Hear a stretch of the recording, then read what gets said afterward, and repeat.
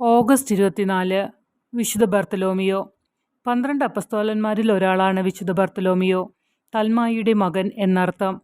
ഒരു അപ്പസ്തോലനായി പട്ടികപ്പെടുത്തിയതിനു പുറമെ പുതിയ നിയമത്തിൽ അദ്ദേഹത്തെ പരാമർശിച്ചിട്ടില്ല.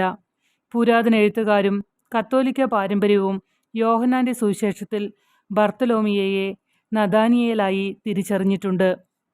യോഹന്നാൻ 1-ാം അധ്യായം 43 മുതൽ 51 വരെയുള്ള വചനങ്ങളിൽ നഥാനിയേലിനെ അവൻ്റെ സുഹൃത്ത് ഫിലിപ്പ് യേശുവിനെ പരിചയപ്പെടുത്തി.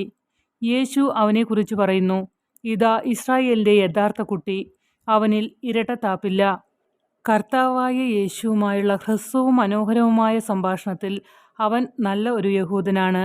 സത്യസന്ധനും നിരപരാധിയും നീതിമാനും ശാന്തമായ ധ്യാനത്തിലും പ്രാർത്ഥനയ്ക്കും ധാരാളം സമയം ചെലവഴിക്കുന്നവനും.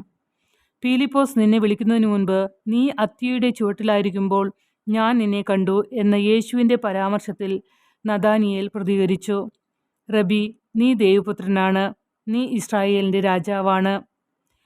യേശുവിനെ കണ്ടുമുട്ടുകയും അവൻ്റെ വാക്കുകൾ കേൾക്കുകയും ചെയ്തപ്പോൾ അവൻ സത്യത്തെ മുഖാമുഖം കണ്ടെത്തി. കർത്താവിൻ്റെ സന്നിധിയിൽ സ്നാപയോഹന്നാൻ തൻ്റെ അമ്മയുടെ ഉദരത്തിൽ കുതിക്കുന്നത് പോലെ നഥാനിയേലിൻ്റെ വാക്കുകളിൽ വ്യക്തവും ലളിതവുമായ ഏറ്റുപറച്ചിൽ കാണാം. റബി, നീ ദൈവപുത്രനാണ്, നീ ഇസ്രായേലിൻ്റെ രാജാവാണ്. മത്തായി 5:8 യേശു പറയുന്നു, ഹൃദയശുദ്ധിയുള്ളവർ ഭാഗ്യവാന്മാർ, അവർ ദൈവത്തെ കാണും.